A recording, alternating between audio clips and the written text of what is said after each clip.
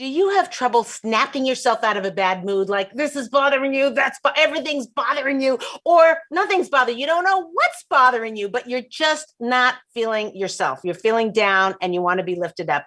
Here's how we are going to do it. There's going to be step-by-step instructions on how to lift yourself up so out of your, and sometimes it's okay to be in a bad mood, but we'll learn all about that. Stay tuned.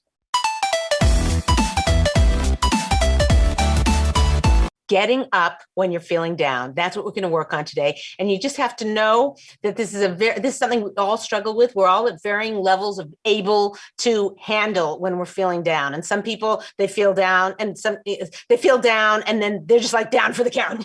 Other people, they can feel down and they do something and the way they snap themselves out of it. So here's what you have to know, that whatever level you are is fine. We're going to hopefully bring you up to the next level. We're hopefully going to give you lots of tools on how to get up to the next level. And you should realize I'm also at a level, here's where I am and here's where I'd like to be. Everybody's that. We're all working on that. And I want to this is a little bit of a telling on myself. So much years ago, I'm sitting there and I'm typing away and my husband walks in the door. He says, "What are you working on?" I said, "I'm writing a whole section. I think it'll be so helpful." He said, "What's it on?" I said, I'm writing a chapter on emotional stability. And he's like, "You're writing you're writing a chapter on emotional stability?" Like, hello, right? Okay. So yeah, get it. So this is the situation. I feel that sometimes I feel down and there's nothing that can be done. I mean, and my favorite pajamas don't help. Nothing works, and you're just in a bad mood, and that's okay.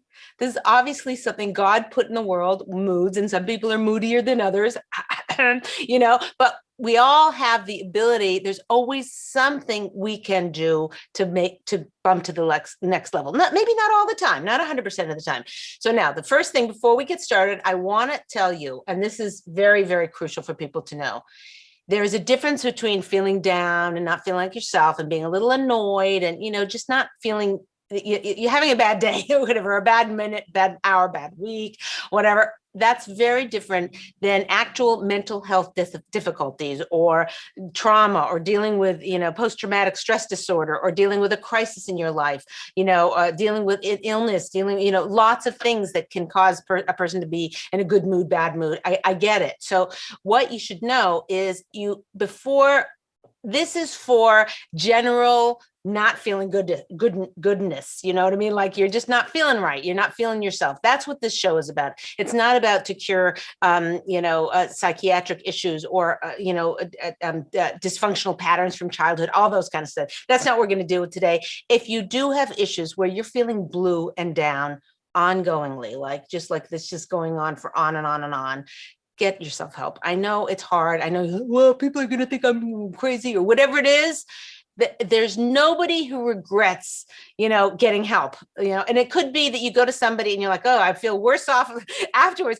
Try somebody else. There's somebody out there that can help you, teach you the tools that you need to help your life be better than it currently is. God willing, you have to pray, you have to hope, but you have to do something. And that's the thing to do if you're having a hard time. Okay, let's get right into it. And we're going to start. Sarit, why don't you start with the first question? Today's a Q&A, by the way. So type in questions right now as you're sitting there, type in questions. We'll answer them live for you right now.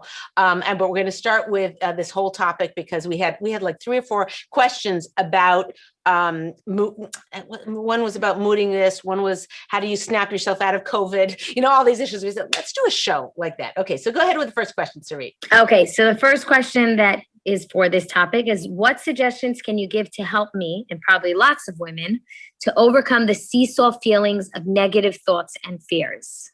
Okay, wait, everything start the question again. But also, by the way, when you're typing in, you can ask me anything, any Q&A. Like, it doesn't have to be on this topic. It can be anything about relationships that you want to know. Okay, and I'll bring you the 3,000-year-old track record of bulletproof plan on what the solution is, if I have it, or I'll say, I don't know. Okay, go ahead. Sorry. So basically, in this topic of feeling down, they're saying, what suggestions can you give when somebody's having these seesaw feelings of one day up, one day down, one day feeling good about themselves, one day feeling like, oh my gosh, what's going to be, all these sort of seesaw up and down where the Excellent. Okay, emotions so are. here's the thing. The first thing tool that you want to have, and this one, if you listen to this one and shut off, that'll be good.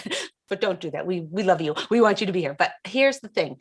There is external things that affect us and internal things that affect us. And it's very, very crystal awesome to be able to, is that a word, crystal awesome? It's awesome. It's crystal clear to get it understood whether the issue that's troubling you is external or internal. So an external thing is your car gets a flat tire, you get a phone bill that is really annoying, you get a parking ticket, what else is external, guys? What? Your children make you crazy. Is that external? That's external. Yeah. All things. Your husband does something. He forgot your anniversary, or he didn't do something. He said, "Oh, I'll bring your husband is just breathing, Leah. Huh? That's makes you crazy. Breathing, tough time breathing. Well, yeah. Okay. So that's external. Internal is you feel rejected, someone said something to you that or you looked in the mirror and you're like, oh, I really need to lose weight. Or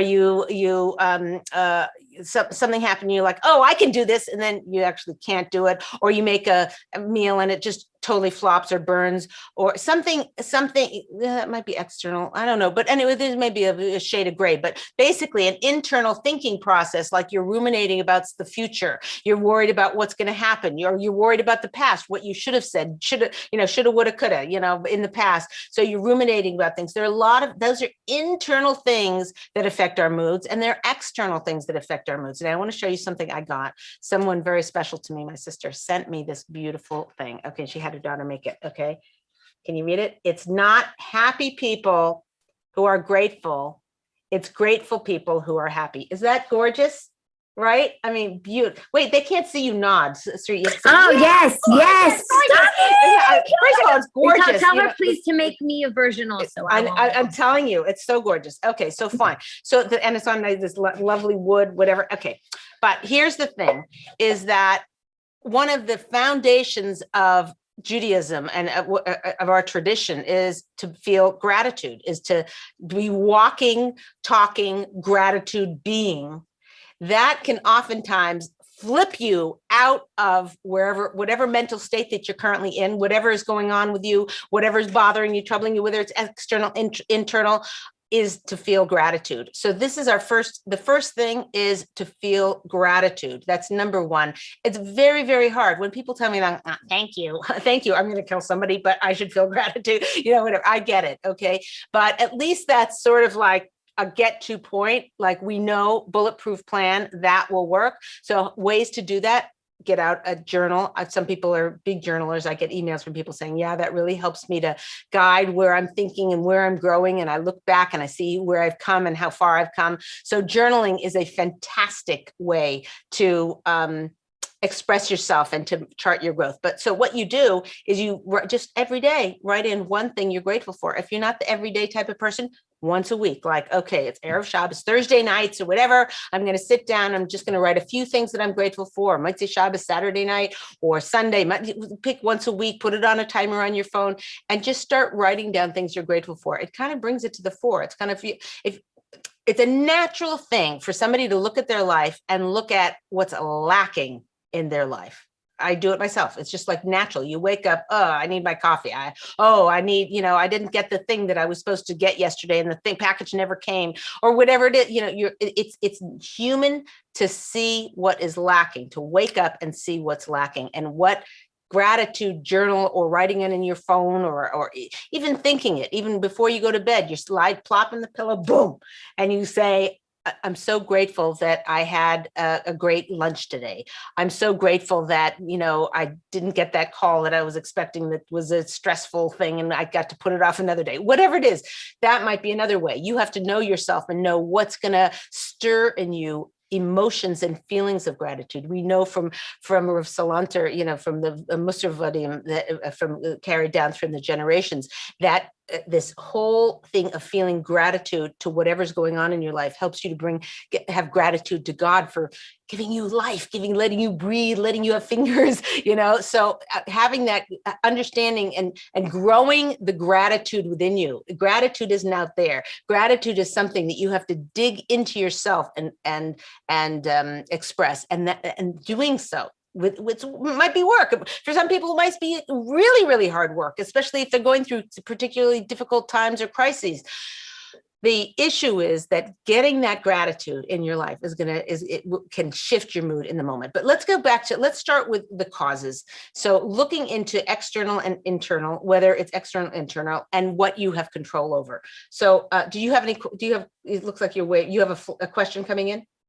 No, I do. I have a bunch, but not, I feel like you should finish continue. what I'm saying. Okay, fine. Okay, so what the first thing that we can do to get ourselves out of a mood is to try and figure out what causes it. Sometimes you can try these exercises and it won't work, but many times, maybe 80% of the time, you can figure out a cause. So this morning I woke up and I had a lot to do. I've got the show today, blah, blah, eating breakfast, everything's fine. And then, I checked the news, I wanted to see what was going on. And unfortunately, there's rockets and whatever. So, anyway, about 20 minutes later, I was doing stuff and I just thought, what is wrong with me?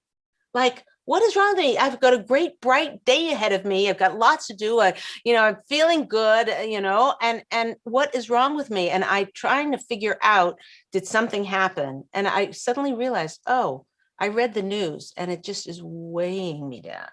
Do I want to be that person? I get it. Sometimes it's okay to be sad. Sometimes it's okay to be mellow. Sometimes it's okay to be in a bad mood and not feel good. And, life is cyclical and God created that way. I don't know why. Maybe to teach us how to work ourselves out, maybe to feel it. I don't know. But at that moment, you do have a choice for the most part. Most times you have a choice. There is this sense, and I know because I recognize it myself, of wanting to wallow in feeling bad. And even someone your friend says you're in bed, is everything okay? Yes, you want to sort of stay there. Your husband will come, you relate, whoever your significant other will come and try and snap you out of it or help you out of it. There is the feeling sometimes we want to just wallow in it, and that's okay. Give yourself a time limit. Say, okay, I'm going to feel really rotten. I'm going to feel bad for 20 minutes. Put a timer, 5 minutes, a half an hour. Don't let it go more than an hour. Focus. Look, maybe you're so distracted and busy, you don't even have time to really think about it. But say, okay, this afternoon on my lunch break, I get off at 12:30. From 12:30 to 1:30, I have free time. From 12:30 to 1, I'm going to eat lunch. And from 1 to 1:15, I'm going to feel badly about this. This is a choice. And I know it might sound crazy to you. Try it one time. It may not work for everybody, but try it one time. Because if it works for you, it's like feeling intense. We know this from the intense sadness. We know this from the Shiva. What is it? When someone dies, you're sitting in Shiva for on the low ground, and it's depressing. And everybody's coming in and talking to you about your loved one that died or whatever. And this is very intense feeling sad. Why would we do that to ourselves? This is what God told us to do. And when you do that, when you come out of it, there's a level of lightness, or not lightness. You're still sad, but there's it's not like this debilitating sadness. Sometimes it is. It depends on who it is you lost and so forth. So I'm not getting into anybody's head here. I'm just saying that it is a known thing that putting a specific amount of time to our sadness or to our mourning is a very, very powerful way to get on the other side of it. So this is just one tip. Take 15 minutes and choose. Let's figure out what are the causes of reading the news.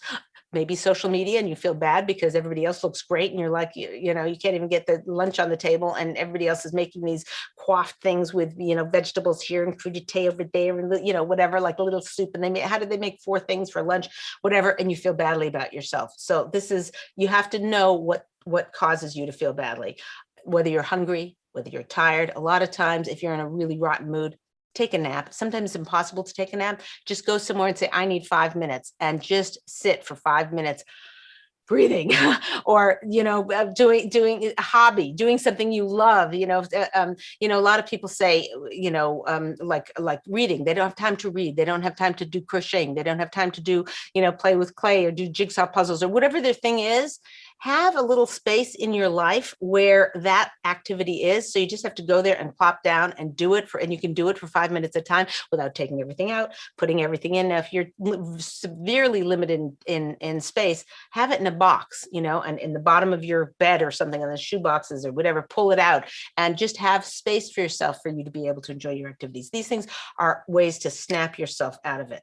Other causes of feeling down are that you're feeling disconnected, you're feeling lonely from other people. Get on the phone. Life irritations. Sometimes you get annoyed at this and annoyed at that and everything's bothering you. Take a nap. Okay. But all of those little petty grievances just lowers the mood. And then another thing happens and another thing happens and another thing, we just feel like the weight of the world on our shoulders. So again, this is all figuring out what is causing your sadness. Okay.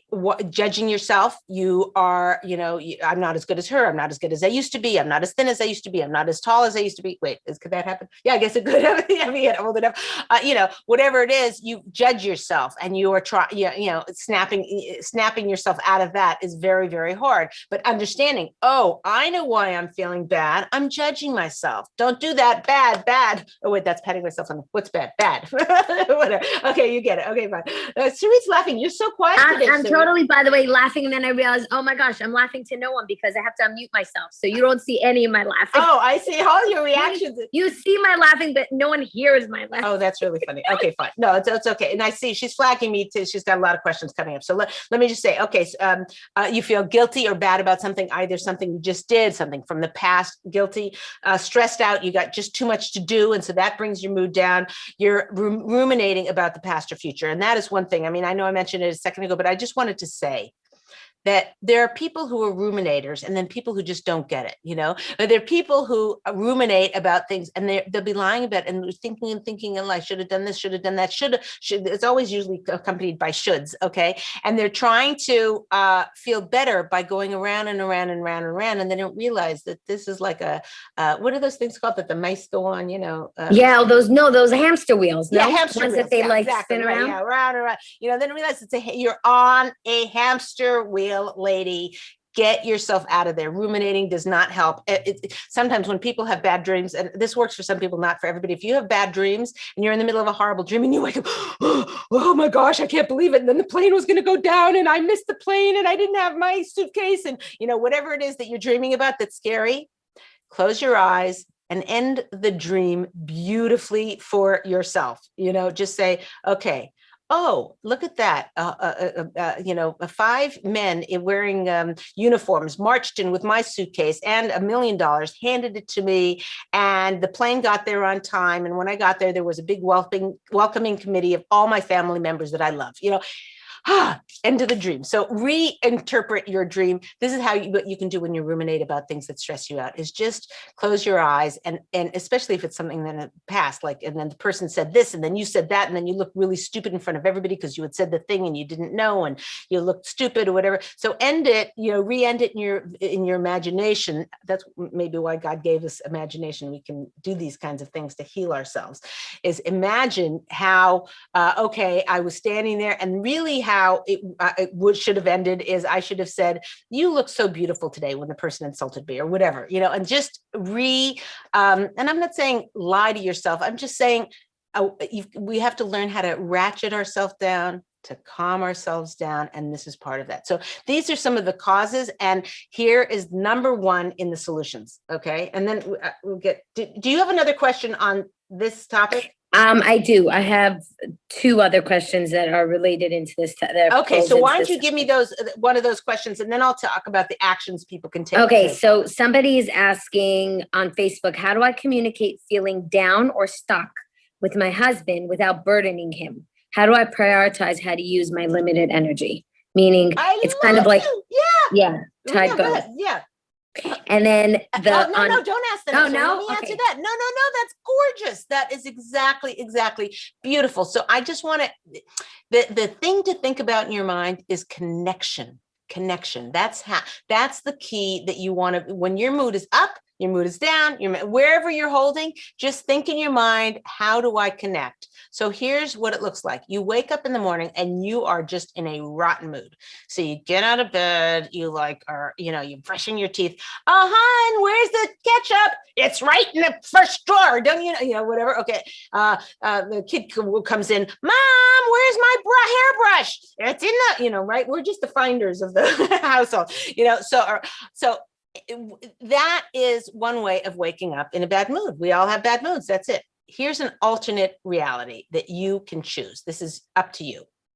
You wake up, you're in a rotten mood. You're brushing your teeth, and then you finish brushing or whatever, and you walk into your husband and your kids are sitting there, and you say, listen, Mommy woke up in a really bad mood today. Or maybe say this to your husband. I woke up in a pretty bad mood today. Please do not take it personally. I don't want to snap at you. I don't want to be grouchy at you. I'm going to do my best, but I just wanted to let you know. And he's like, oh, that's a choice to connect. That's a choice to, that you can still be your grouchy self. You don't have to snap and start making a gratitude chart at 8 o'clock, 7:30 in the morning, right? It's like, hello, no, you don't have to do that. But communicating where you're holding is what causes the connection. Now, to answer your question also about how, without dumping on him, you could say something like, listen, I'm working this out. I'm trying to work this out. I'm moody. You're less moody than me. And that happens to be generalization. Men are less and women are more. I don't know if that's, I'm not trying to be sexist or whatever. I'm just trying to give you facts that might help a person, I think that, help a person to deal with what reality a little bit better. So if I'm wrong and your husband's more sensitive and more moody than you, then, forgive me for saying it the way I did. You see what I have to say these days? I was like, can't even just let it out. But anyway, okay. But here's the thing, that if you are, if you say to yourself, listen, I'm really trying to, I know my moods sometimes go like this. I don't want to burden them with you.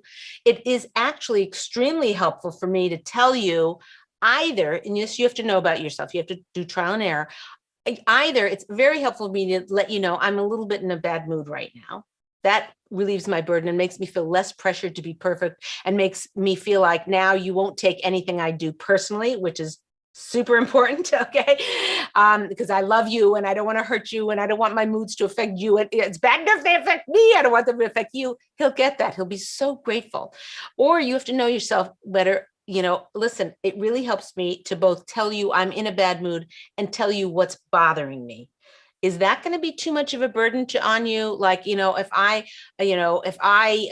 something externally happens or or I had a bad dream and I'm just in a bad mood, it's very helpful to me to say, gee, I thought I was, I was going to be late for my meeting and I got all stressed out in my dream. It's helpful to me to get it off. Is that okay with you? Or does that stress you out? And let him answer. Well, most guys will say, yeah, which means do it sometimes. If you don't have a huge urge to do it, then keep it to yourself, because it's, probably you can get yourself out of a mood, and the steps I'm going to give you in a minute. But at least this way you're connecting and you're feeling closer. That'll help you feel better. Not all of the time, but sometimes when you tell somebody I'm in a bad mood, it helps. I have a thing with my sisters where when something horrible happens to us, and meaning horrible, I mean, you get a parking ticket, or you went to the thing and they didn't have it. And then you went somewhere else and you went to 4 places. They didn't have what you needed. And now the guests were coming and you didn't have enough plates that matched, and you didn't, whatever it is, I don't know, stupid little life annoyances that all of us have. Okay. We call each other up and say, did you just say, oh, you poor thing? We don't have to tell why. Usually we end up telling why, or we start off telling why, but it's just, oh, you poor thing. We all need that. We all need to have a feeling and a sense of somebody gets us, somebody gets that life can be frustrating. So but you have to know, I don't say that, it's not something necessarily for a husband, because a husband may not get it. And he might say, well, I had a tough day today too. And, why are you burdening me with all these little details? So you have to know your husband, you have to know what you need. Surround yourself with people who say, oh, you poor thing, when you need it, for when you need it. A lot of it, you have to be equally ready to be, oh, you poor thing to them. You can't just lean on somebody else. You have to let them lean on you as well. Okay, let's get to the action steps. Did you want to ask that other question? Then I'll give the action steps and we'll move on to a next topic. Okay, so from Instagram, someone said, any tips on how to be a supportive wife to a husband who's feeling down? He's having a hard time at work and getting mistreated and being put down through no fault of his own. Oh, gorgeous question. Wow. So for that, this is something that your husband's going to love. Take that back. Depends on how you handle it. So I was going to say, if you were to ask your husband, when you're feeling in bad moods, when he's right in the middle of a bad mood, this may not work. That's why I was thinking maybe he's going to be frustrated by hearing that. But if in a time when he's in a good mood, if you say, sometimes I get in bad moods or whatever, and I know I do X, Y, Z, which Leah's going to tell me in a second, maybe you already have good tricks. I'm sure you do. But when you get in a bad mood, what do you prefer me to do? Do you prefer me to zip my lip and say nothing? Do you prefer me to say, hey, what's going on? Do you prefer me to say, you're going to do great, to bolster you up, no matter what, because I love you? Do you want to talk about it? Do you want to ignore it? What is the way that's going to be most successful? It's going to is going to help you the most. Sometimes I know in myself, you can tell him, sometimes I know in myself that I want to wallow in it for a while. And it would be annoying if I was wallowing and enjoying my wallowing and wearing my slippers that I wear when I'm, whatever. And it's 2:00 in the afternoon. I'm still in my pajamas, whatever it is, give me a little space or whatever. But sometimes I really could use your help. Like you're saying, let's go for a little stroll. Let's, do something together. Let me take you out for dinner, so share with him what works for you to help you get out of your mood. Sometimes some women, when they're in a rotten mood, they want as much distance as possible from their husband. They don't tell him that. And so he feels rejected or he feels hurt. And then he, is more distant from him. Whereas if they told you, listen, when I'm in a bad mood, I just need a lot of space. And, when you ask me, how are you? What's the matter? Are you okay? Whatever. It just gets me like, no, I'm fine. I just want my own space. You have to know yourself. And you need to communicate it to him. So on the other hand, you need to ask him, what can I do? He may not even know the answer. And then you can say, let's do trial and error. Next time I see that you're in a bad mood or things are difficult for you, I'll know I'm going to try and make you your favorite cookies. I'm going to try and, I'll get your buddy from school on the phone with you. And I'll just know to do something outside the box that will help you get you out of your mood. But this is a communication. It's a thing that you can talk to your husband or your relationship to be able to figure out what's going to work for them. And they may not know, and it might take work to get know, and they might be annoyed that you're even asking, but it's the good thing to do. It's the good to get out of them, because they'll know better than you. Or if you think that's going to be a total fail, just do trial and error and see what works. Okay, good. Here are the things to try and error. Actions you can take. So number one is the gratitude is the number one action. And that I just know because that's our tradition, that's our Masorah that is brought down for 3,000 years, that working on gratitude is one of the greatest protectors of mood, of feeling down, is to have a gratitude. And tied with that is the number two action you can take, which is to spend time with people less fortunate than yourself. And it's, and you might have it pretty bad, but somebody always unfortunately has it worse. So that's why sometimes when you're, if you're feeling like your life is just falling apart or whatever, go volunteer at a homeless shelter or a soup kitchen, or go visit somebody who's not feeling well, or somebody who lost a loved one or something. It kind of wakes you up. It wakes you up. And there are people who do this on an ongoing basis, and it just makes them give them a sense of gratitude. Maybe, I mean, there is a Masorah, there is a tradition that that's why God put poor people in the world, or put, people with hardships or whatever, is for the rest of us to sort of wake up to how lucky we are, and also to learn compassion. And, it's like God, he ran out of money when he came to these 5 people who were starving and can't pay their rent and about to be evicted and don't have food on the table, whatever.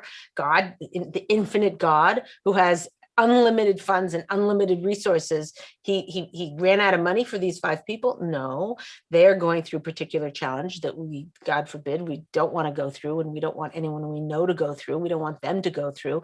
But why did they have to suffer? I don't answer.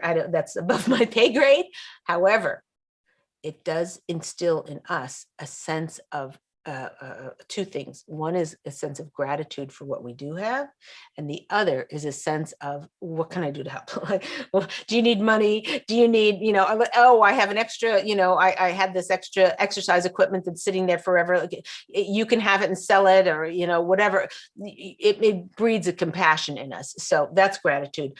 Know yourself. What shifts you? This is number 3, is knowing yourself. What shifts your own moods? So a lot of them you might know that, oh, when I'm in a bad mood, I just put on this certain music and it just kind of snaps me out of it. Even though sometimes I get into I'm not necessarily in a great mood, but I'm not low mood, so know that about yourself. Is exercise, is getting sunshine. There's the psychiatrist, medical community doesn't even understand why it works, but getting 5 or 10 minutes of sunshine a day happens to bring people out of depression. Don't know why. So if you're feeling low, just, go sit outside for 5 minutes. 5 minutes, put a timer on, whatever, sit out there, whatever, do work out there, check your phone out there, do something, but get the sun on your face. So get a hobby, get a place where you can do that hobby, that makes it easy, whatever. These are all kinds of things. These are tips and techniques, because if you are going into a mood and you're moody up and down in the course of a day, okay, yeah, it's human. But if you are, finding that it's kind of debilitating you and making you so that you just aren't savoring life and aren't enjoying life the way you deserve to. God put you here and he made the world so that you would enjoy it. There is a saying that we are meant to experience pleasure in life. And, there's different definitions of pleasure. A lot of people think it's going to Disneyland, but really Disneyland, you got gum in your hair, these kids are fighting, may not be, that may not be the ultimate. The ultimate pleasure that we're taught is closeness to God. And that is a whole, that closeness to God is being your best self and increasing your midos. And, the whole purpose in our life is, can be said to be doing as many mitzvahs, as any acts of kindness, as many as we possibly can before we die at 120 or God willing, we all live long, healthy lives. But our job is to do as many mitzvahs. So how can you do mitzvahs if you're glum and I can't, why did this happen? When, like that, and we all get like that. But we do have a responsibility, a big responsibility to work ourselves out of that. And part of that's knowing ourselves, knowing what we can do to snap ourselves out. And it may not be a snap out. It might be a slowly, we get there. Like we say, you know what? I'm just being no good to anybody. I'm going to go bake, if you enjoy baking, some people hate it. If you enjoy baking, even though I don't need to, and I'm going to bake some stuff and put it in the freezer, and you'll be in the kitchen, you'll be put some music on, whatever. And, by the end of it, you'll be okay. You'll be better than you were. So this is what our project is. And then the last thing is activity analysis. So there are things that we do throughout the day, and some things are restorative, and some things are depleting. So this is activity analysis. You're looking over the course of your day, and what are the things I'm doing? Is this going to be restorative, or is it going to be depleting? So restorative means something, like you get on the phone with an old friend. Oh, yeah, I remember when that happened. That's restorative. Restorative is when you're, just sitting there, you already put your grocery order in, you already the stove's cooking, you left your phone in the house and you're in the backyard just swinging a kid, that's restorative. Okay, it was for some people. For other people, that's like stressful. I don't know. So you have to know what are your restorative activities and actually get a pad and pen. Take that journal, write down all the restorative things that you do in your life that restore you. Depleting things are talking to our mother-in-law. I didn't say that. I didn't say that. Okay? I had the best mother-in-law ever, so I can't even, complain. But had she's a very amazing woman. But so the depleting would be doing something like, maybe paying the bills is for some people that could be restorative because, oh, good, that's done. For other people, it's like, oh my gosh, where am I going to put the money? How much should I pay on this one or whatever? And that's a depleting activity. Like when you're done, you have to just tell you, everybody thinks like, oh, I need some veg time, so I'm just going to go on social media. Definite depleting time. It's a depleting activity. It makes people feel worse about themselves. It makes them judge themselves. It makes them feel guilty that they didn't do this or that, or take their kids where that person took their kids out, out for the farm. I got emails from somebody and they had all these pictures of different things that they did. And I said, wow, that was a busy week. They're like, no, that was a day. Like, okay, depleting for me, you know what I mean? As you have to think about what's going to be restorative and what's going to be depleting. Make lists and know this about yourself. That's going to help lift you out of your mood. Okay, enough on moods. We're going to go on to the next question. And Sarit, you're on.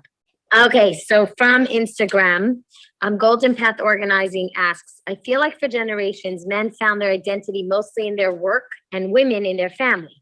But these days, women find themselves wanting to find meaning in their career as well as their family. There's a lot of successful women around, and it's easy to feel inadequate if you don't have both successful family and career life. What's your take on that? Wow. Yeah. That's a big one. Yeah. And then, by the way, that's one that actually a few of the questions that came in from even our daily giving that we never got a chance to answer fully, or a lot of them were about, because the women you had featured were all these successful kind of women. And people are like, why don't I have that? And how do I balance that type of thing where my life isn't the same as theirs and doesn't look the same way? Right. Okay, so this is a toughie because there's no generalizations that's going to work for everybody. I know there was a lot of pressure, in the 50s or whatever. Everybody was like a house mom and like I made a better pie than you, and it was a whole different world. Then, that with the working world opening up. And people feeling not only like that they should go out and work and be a career woman. There was also financial need. Who can make it on one income these days? So it's a lot of conflagrating. Is that the right word? You're the writer. Come on, conflagrating forces that are all on top of this. So it's very, very difficult. So let's just break it down, because that I don't have answers for, and I don't know what the right direction of the world should be at this point. There are people, great rabbis who would have a lot to say about this perhaps, but I just want to get on the emotional issues. So Sarit, can you say for me, in this question and in the other questions, what is the question, what should she do? How should she, if she's a plain housewife or whatever, how she feels? Meaning how she's working. I mean, I'm actually making that assumption, but I believe so from her Instagram feed that she's an organizer. So she is working, but she's also at home, and she wants to be successful both, because today it's not anymore enough to feel successful in your family life. Right. So the question is, you're expected. So her question is, how does a woman feel that she could be successful in both areas when it's hard enough sometimes to be successful in one? And do you even have to feel that you need to make it? So you're saying she's talking about a little bit about the juggling act. Yeah. Okay. Basically. So fine. We had a show called what was it called? The Juggling Act. It was about a month ago. Work-life balance. So maybe watch that show, might help you a lot, because the three women we had on there were very, high-powered running organizations.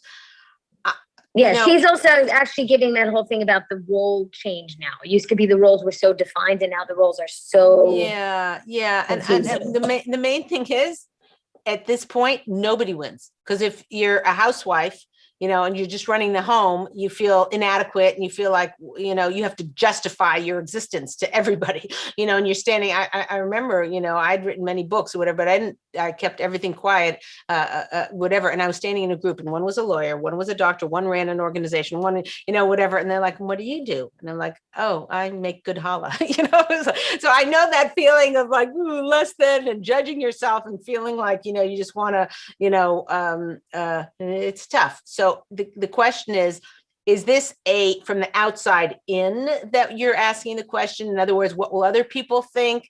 Which all of us want to be thought well of. We want our name to, we want people to respect us and look up and think, wow, look at her, isn't she something? So that plays a role in it. If we didn't have that, like, where would it be? Would we feel good about ourselves if we spent a day? And I know, when my kids were little, and all of us have this, where you just like, you get in the pillow and like, what happened? What did I do today? What did I accomplish? Like, I cleaned my junk drawer in the kitchen, and that was it, whatever.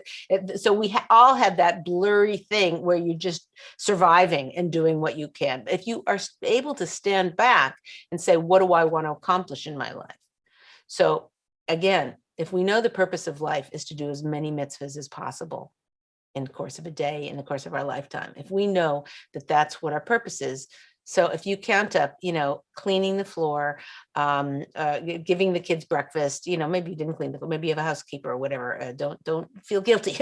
Whatever it is, you did all of those things. If you spent your day doing mitzvahs, you're good. So that's the ground we're going to stand on. And now, in terms of balancing life and work, some husbands, I have a woman, and she's newly married, and she said to me, she said, my husband really wants me to work. And my whole life, I just want to be a mommy. She's not a mommy yet, but she said, and I just feel like, it's a big stress on me.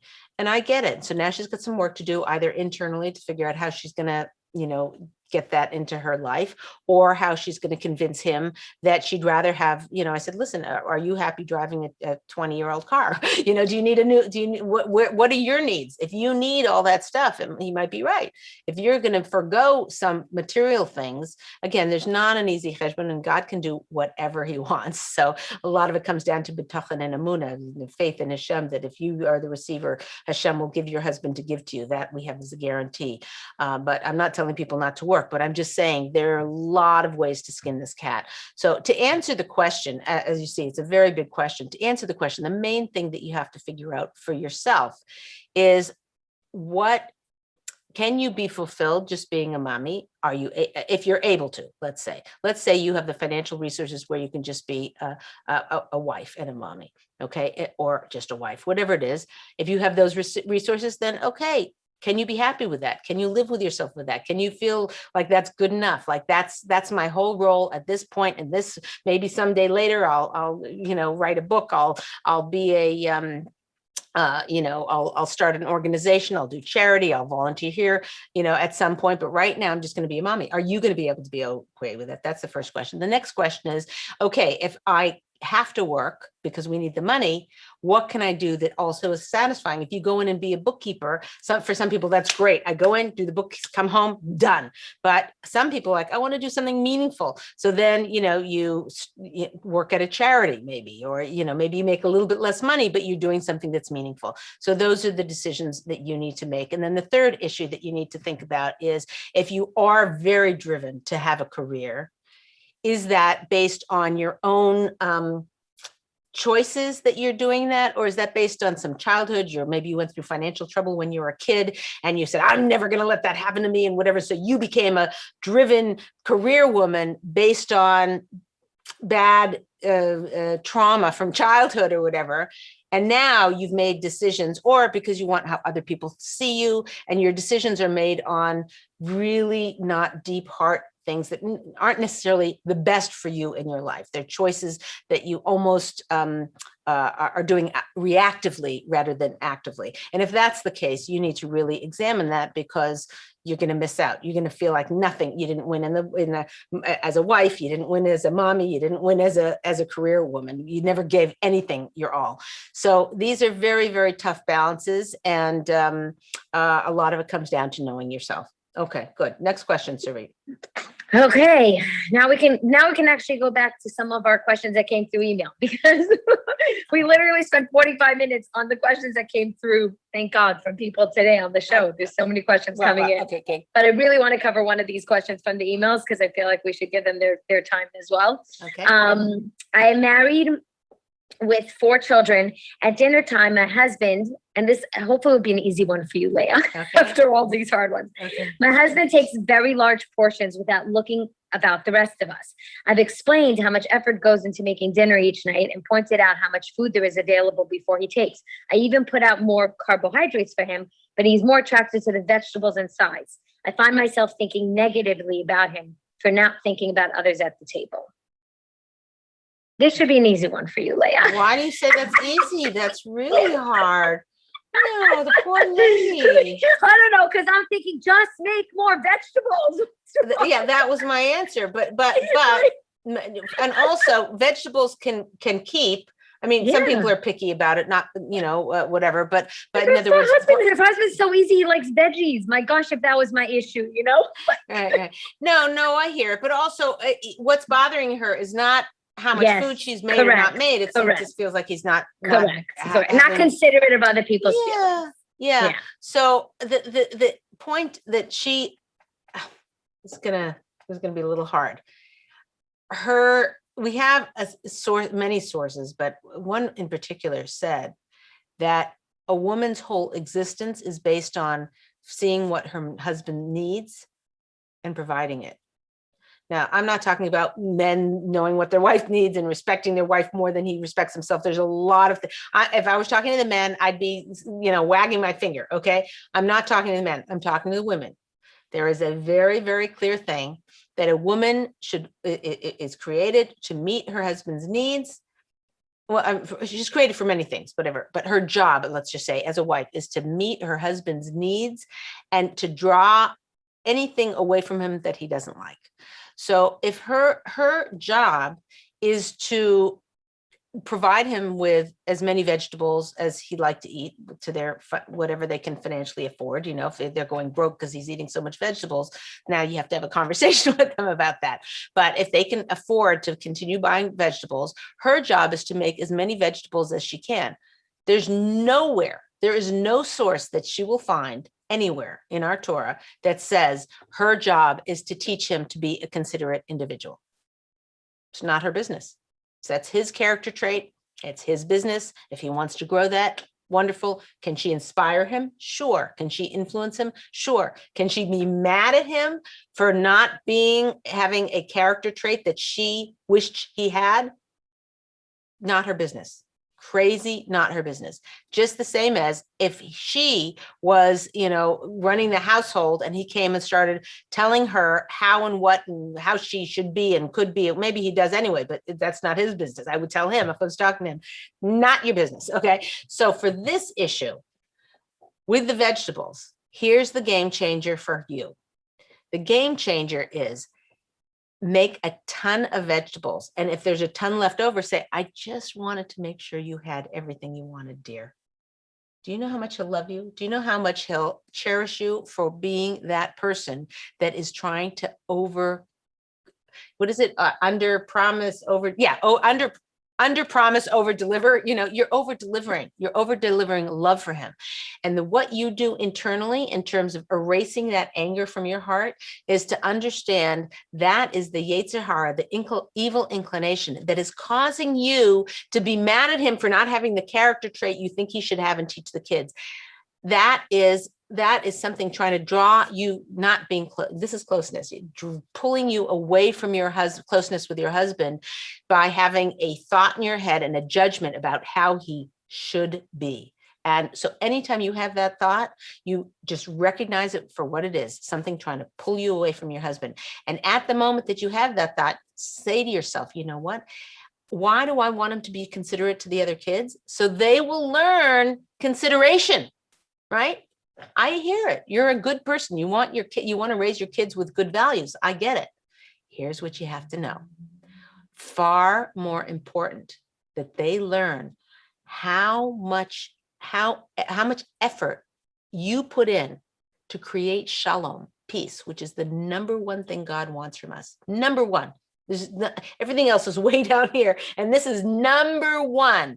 God loves shalom. He loves peace more than anything in the world. We have many, many sources for this. Okay.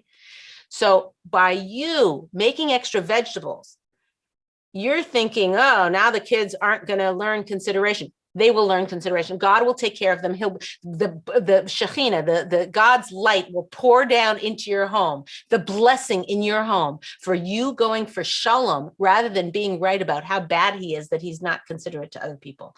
So your homework is to make a lot of vegetables, okay, and whatever he likes and whatever he's going to eat more of. And if he eats the entire platter of vegetables and your kids get zero vegetables left for your children, okay? That's the right thing. That is absolutely the right thing. Next day, make even more vegetables, okay? And maybe say, put a little vegetables on the side and say, like 4 little broccoli heads and say, that's for the kids. You eat everything else. And you say, I can't eat that much.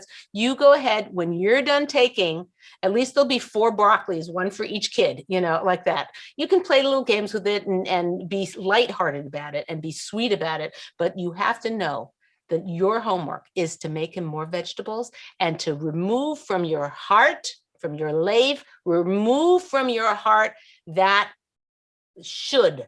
your husband should be this way. I'm telling you, this is guaranteed. And whoever wrote this in, please let us know. We'd love to know how it turned out with the vegetable king, because this is a test that you've been given. And if you pass this test, you'll see there'll be more closeness in your relationship like that. Okay, last question. I told you, Leah, that would be an easy one for you. Okay, all right. Okay, so the last question, and we really need another show of questions, Leah, because I have like 6 other questions that are not going to be answered. Whatever. Okay, so we went from everything being shut down. This is from Facebook. Went from everything being shut down to things being reopened. It's almost like whiplash. We didn't even have time to process or heal. How do we just accept that we or our kids lost a year, and now we came into a world of judgment and hate? Sorry. Yeah. It was such a good question. I'm like, a fantastic question. So here's the thing. You have 2 people.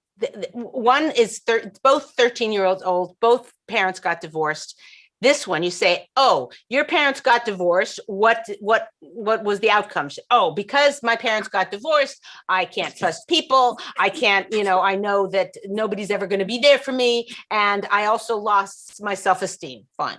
You have this 13-year-old, parents divorced. Oh, what was the outcome? Oh, I learned I could survive anything.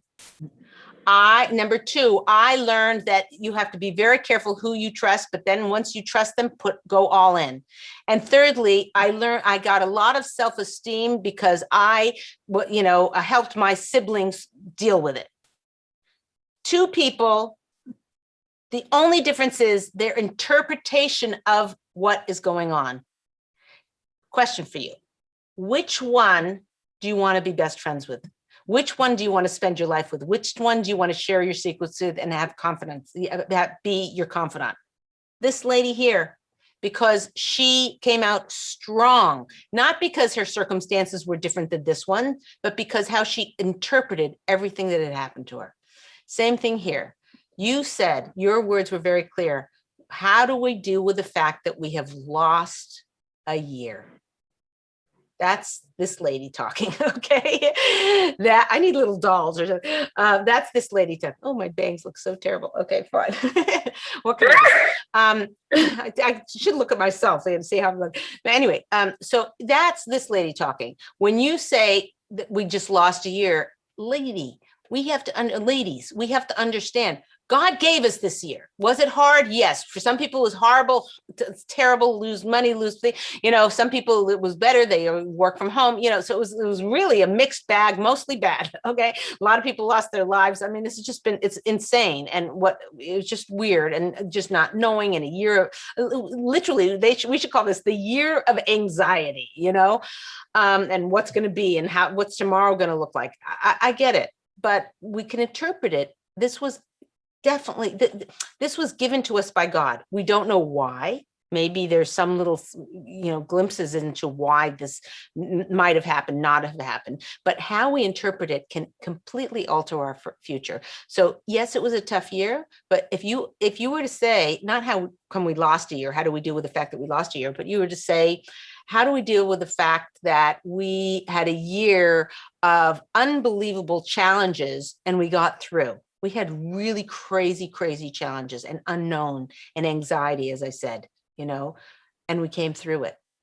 That's one interpretation. What's another interpretation? What's another interpretation? It's like, you have how you can look at it. It's just you know what? Really just interpretation is, I think the people that have been so successful with this year are the ones that are just appreciating those tiny little things that they had that were different, like working from home for many, which made a whole difference in their world, or being more with their kids, or seeing their husbands around more. People really are, the ones that are able to find those little things are just, they're doing so much better. Coping better. So saying we lost a year, I'm sure whoever, I don't know her name, you didn't say her name, but whatever. I'm sure that for you, that's how it feels to you.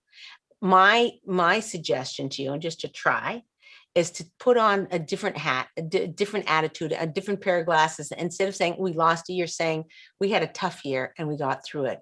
Or you come up with your own thing that reinterprets the whole year. It was destiny. It was meant to be. We know that because God put a stamp on it. If this is what happens, there's nothing that happens on this planet Earth that God himself doesn't put a stamp of approval. Yes, let's have that happen. Okay, let's have that happen. It's very confusing with free will and all that. We all have free will. So how does that in the future, in the past?